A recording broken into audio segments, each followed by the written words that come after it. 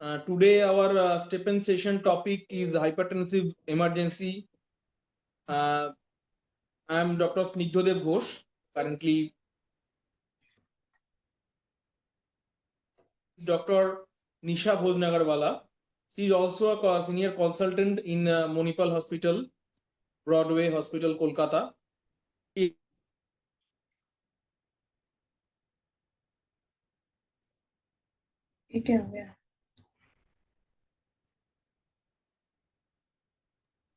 I'm very glad to that Nisha Bhojnagarwala, I am working with her, and she will try to present the case. And this is very interesting case, the hypertensive emergency, and the regular case we found in emergency in critical care, and the different type of hypertensive emergency, hypertensive urgency, malignant hypertensive patient, and this is very common topic. So I have handed over to Dr. Nisha Bhojnagarwala. Please enlighten the topic.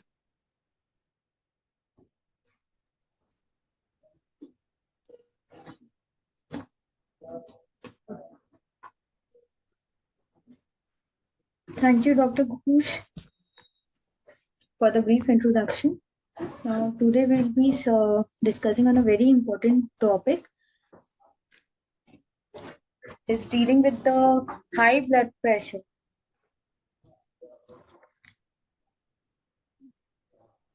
Now, this high blood pressure, sometimes it can be associated with the end organ, it might or might not be associated with the organ involvement.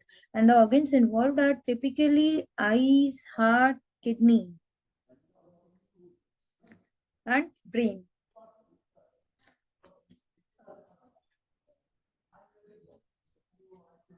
So basically, there was a research done from 2005 to 2007, which showed that the around 197 patients, 30.88% patients that presented there had a systolic blood pressure 180, which was undiagnosed. And there was a gradual adaptation of the body to it, and there was the chronic involvement of the organs like nervous system in 29%, circulatory in 16%, endocrine in 14.7%, and kidney in 13.5%. And approximately 1 to 2% of the subjects with chronic hypertension presents with acute elevation of the blood pressure that required urgent therapeutic measures.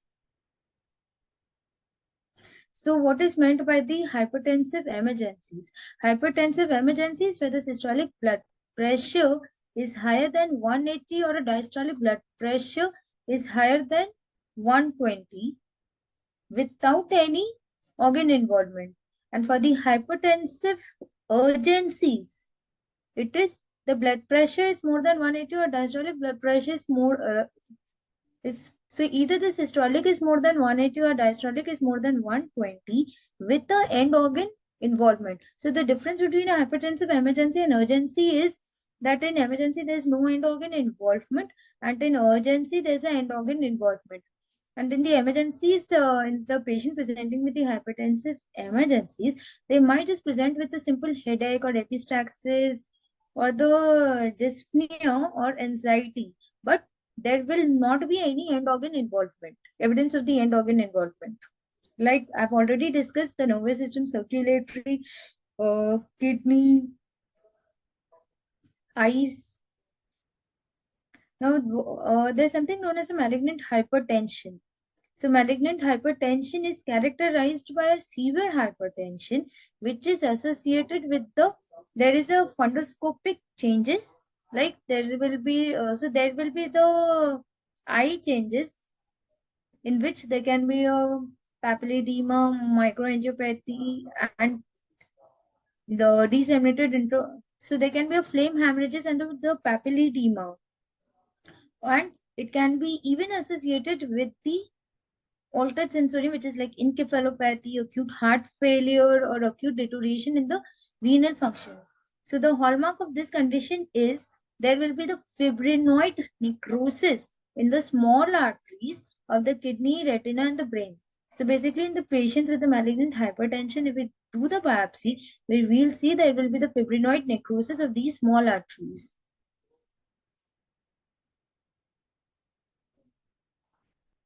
So the end organ system involvement, we already discussed that there can be a nervous system involvement which can present in the form of the intracranial hemorrhage or subarachnoid hemorrhage or the ischemic stroke, or there can be a hypertensive encephalopathy. And there can be a cardiovascular involvement where the patient can present with left ventricular failure, with the uh, acute congestive failure, with the myocardial infarction or unstable angina. There can be a kidney involvement in the form of the acute kidney injury or failure. There can be a liver enzyme elevation, most commonly associated with the HELP syndrome, which we'll be discussing later in the slides. There can be a ocular involvement where there can be a retinal hemorrhages exudate, or there can be a vascular involvement in the form of the aortic dissection or eclampsia. So when any patient with the hypertensive emergency or urgency come to us, we need to take a detailed history, including the duration of the hypertension, along with if there's any associated symptoms to direct us to whether there's any other organ involvement. Taking the drug history, whether the patient was on any kind of the antihypertensives, or whether there's any substance abuse which might result in the hypertension and the blood pressure elevation, then obvious but the LMP in the females of the childbearing age is important so as not to miss the pregnancy. And the symptoms related to the transient organ damage like chest pain, back pain, focal neurological signs, oliguria, visual disturbance. Detailed clinical examination should be done, and the BP should be measured in both the arms, so as not to miss out the cases of the aortic aneurysms and all, where there can be a difference in the blood pressure measurement in the both the arms. Then looking for any kind of the abdominal bruise, ophthalmoscopy, neurological evaluation. So this is a fundoscopic examination showing the flame hemorrhages.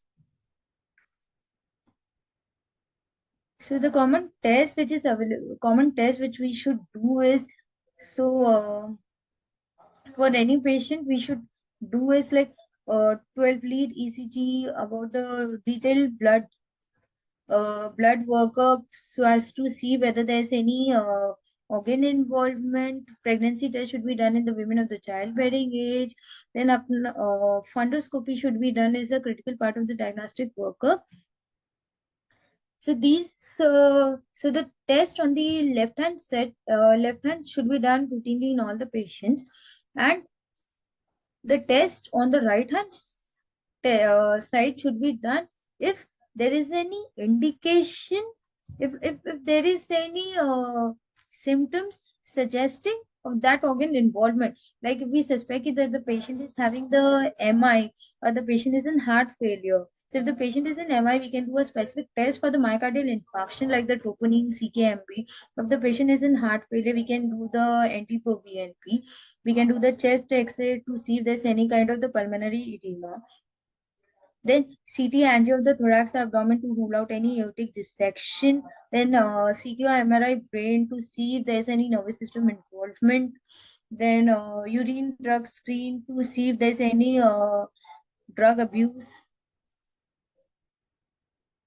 So basically you need to see, so if the patient present to you in hypertensive crisis, we see if there's any, so as discussed earlier, we do the physical examination, laboratory and diagnostic test. Then we see if there's any evidence of the end organ dysfunction. So if there's evidence, it is a hypertensive emergency. And if there is no, so if there's a hypertensive emergencies, exemption to general treatment, exemption exception to general treatment goal is aortic dissection, stroke, preeclampsia, and eclampsia.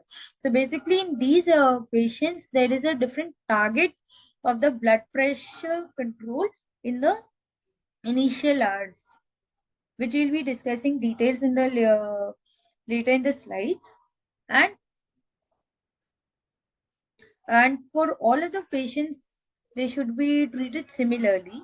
So, with the exception of the aortic dissection, stroke, and preeclampsia, eclampsia, which have the different blood pressure goals, and all other patients should be treated alike. So, in general, blood pressure management in the patients with the hypertensive emergencies in the first hour, the blood pressure should be controlled by MAP should be controlled by 25% while maintaining the goal diastolic blood pressure more than equal to 100. Hours between and in the subsequent hours up to 6 hours, the systolic blood pressure should be something around 160 and diastolic blood pressure should be around 100 to 110.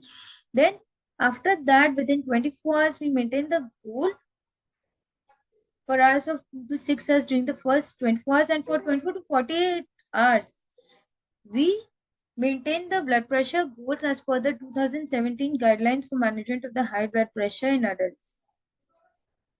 So basically, in nutshell, if the patient presents to us in the hypertensive emergency, we should know that we do not aggressively reduce the blood pressure in the first 24 hours.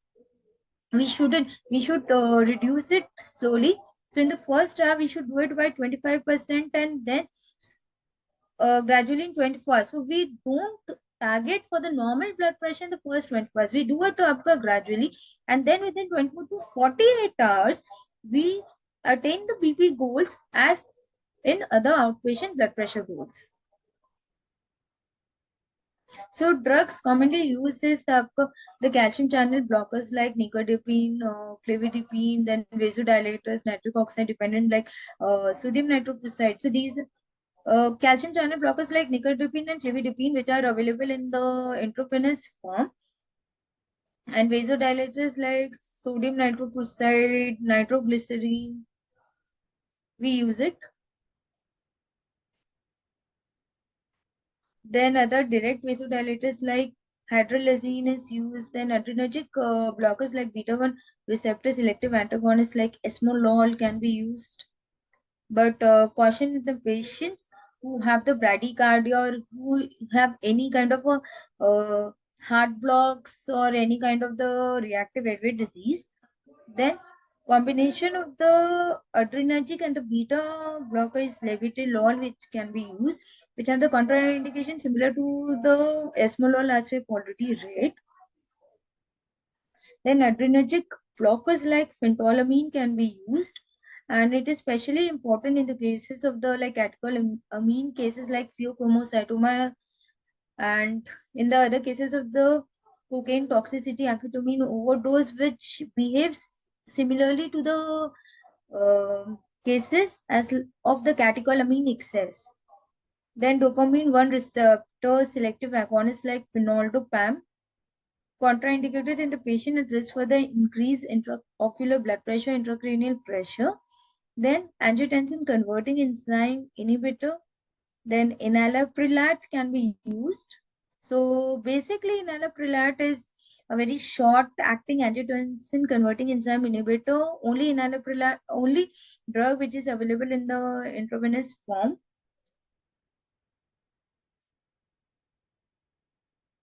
Then in the cases of the special scenarios like in the pregnancy, hydralazine, if hydralazine is used, it can result in a prolonged hypotension, reflex tachycardia, headache. Nitroglycerine, especially a drug of choice in the patient with a coronary ischemia or infarction, acute left ventricular failure, pulmonary edema. But we should remember that it results in tachyphylaxis. That is, after some time, the drug loses its efficacy, and basically the body becomes tolerant to the drug, requiring the frequent dose titration. Then sodium nitroprusside, we should remember that it results in a cyanide accumulation. Therefore, it should be used cautiously in the patient with a liver failure, renal failure. And if we're using the sodium nitroprusside, we should remember one thing, that we should have an arterial line in situ. And toxicity is associated with a prolonged infusion or with a higher doses, and it may result in increase in the intracranial pressure. Then clevidipine is a drug of choice for the acute ischemic or hemorrhagic stroke, and it is formulated in oil and water formulation, and therefore it should be used in caution with patient who is having any kind of the egg allergy. Nicardipine is a drug of the choice in the patient with a stroke, acute ischemic or hemorrhagic stroke. Esmolol is a drug of choice for the aortic dissection, coronary ischemia, infarction. Labetalol can be used in the patient with a stroke, dissection, coronary ischemia, infarction, pregnancy. Metoprolol can be used for the patient with aortic dissection, coronary ischemia, infarction. Enalaprolate can be used in the patient with acute left ventricular failure. Phenolphthalein is a drug of choice for the patient with a catecholamine excess because it is a alpha blocker. Therefore, it can be used in the patient with a catecholamine excess. Phenoldopan can be used in most of the patients. Now, with the aortic dissection, so basically, what does aortic dissection means? Aortic dissection means there is a false passage and the blood is getting accumulated. Blood is getting accumulated in the false passage. So we can see this is a false passage and the blood is getting accumulated, as a result of which there is a gradual blood accumulation in this place and there's a hemodynamic instability. So as per 2014 ESC guidelines, in cases of the AD, treatment with the intravenous blocking agent is initiated to reduce the heart rate, lower the systolic blood pressure to 100 and 120. But aortic regurgitation should be excluded. Other agents may be useful in achieving the target. So we don't, we lower the blood pressure as lower to the 100 and 120 mm mercury, because if we keep the higher blood pressure target, it may result in increase in the blood pressure in the false passage, and thus it will increase the hemodynamic instability. Thus, we just target the blood pressure more than 100 mm mercury.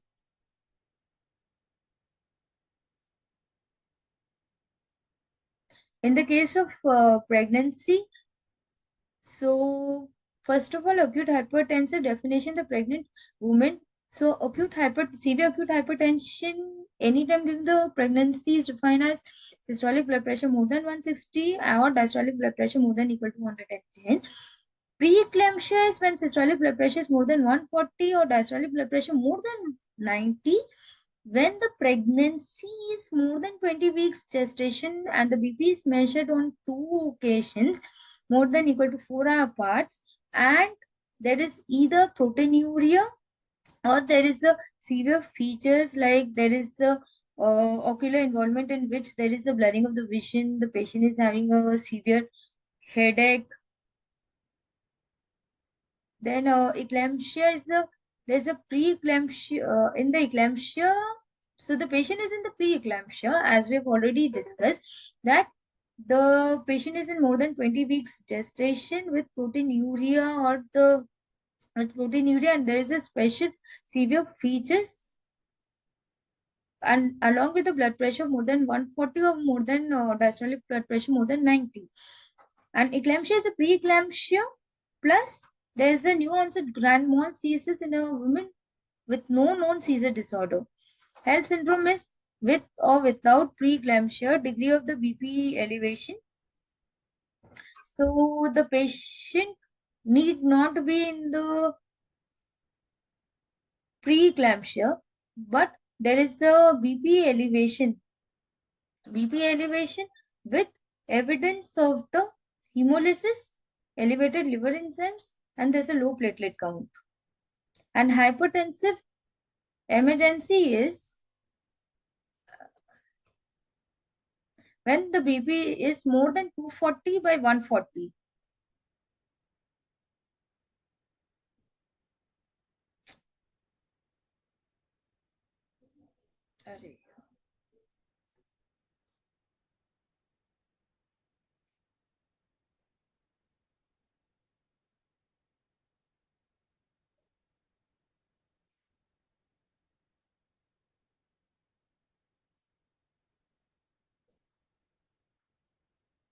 So for the patient with the IHD, it is recommended to achieve the target blood pressure of less than 130. In older patients, we target the blood pressure to around 130 to 140 and the diastolic blood pressure to less than 80. In hypertensive patients, with a history of the myocardial infarction, if the patient is having a myocardial infarction, we prefer using the beta blockers and the RAS blockers, that is a renal angiotensin aldosterone system blockers like ECI, ARBs,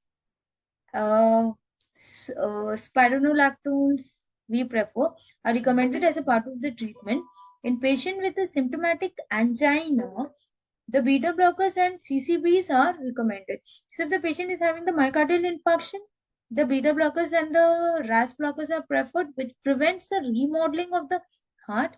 In patient with who just have a symptomatic angina but without any myocardial infarction, beta blockers and the CCBs are recommended.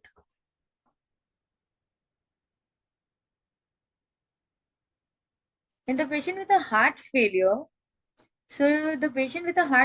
there's an entity known as a reduced or preserved ejection fraction. Reduced ejection fraction is when the EF is less than 40 and preserved is when the ejection fraction is more than 50. So in these patients, we target the blood pressure to less than 140 by 90. In the patient with a heart failure with reduced ejection fraction, it is recommended that the BP lowering treatment comprises an ACI, angiotensin converting enzyme inhibitor, or ARB and a beta blocker, and diuretic and or MRA if required. Dihydropyridine CCBs may be added if the BP control is not achieved. In patient with heart failure with preserved ejection fraction, BP treatment threshold and target values should be the same as for the heart failure with reduced ejection fraction. And so, in the patient with heart failure with reduced ejection fraction with the EF of less than 40%, it is recommended to use the 4 drugs. That is angiotensin converting enzyme inhibitor, ARB, beta blocker, and diuretic and MRA. And we can add CCBs if the BP control is not achieved. In patient with a HFpEF, the BP treatment threshold and target value should be the same as for heart failure with reduced ejection fraction. We have the same targets. In the cases of the CVA, for the patient with the ischemic stroke, if they are not thrombolized, the blood pressure target is less than 220 by 120. But if the patient is eligible for thrombolysis, the goal of the blood pressure control should be less than 185 by 110. And the preferred medications are levotirizole and nicardipine. For the acute ICH, as per AHA and European Stroke Organization, they recommend the intensive blood pressure control to around 140 to 150. We keep it in 1 hour time. And intravenous drugs should be used, like levotirizole and nicardipine are usually used.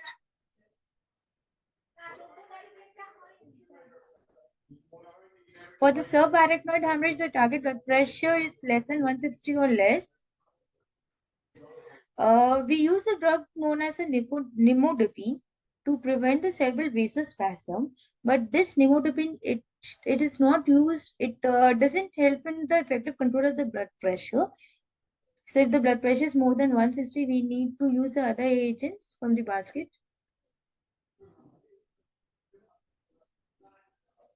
So if the patient presents with the hypertensive urgency and emergency, the thing is, if the patient is asymptomatic, for the hypertensive urgency, if the patient is asymptomatic, can be managed with the oral short-acting agents, and there is no need for the aggressive lowering of the blood pressure. And if the patient present with a hypertensive emergency, that is with the end organ damage, we should aggressively lower the blood pressure, but we do not target the normal blood pressure for 24 hours. And after 24 hours, we achieve for the outpatient blood pressure goals.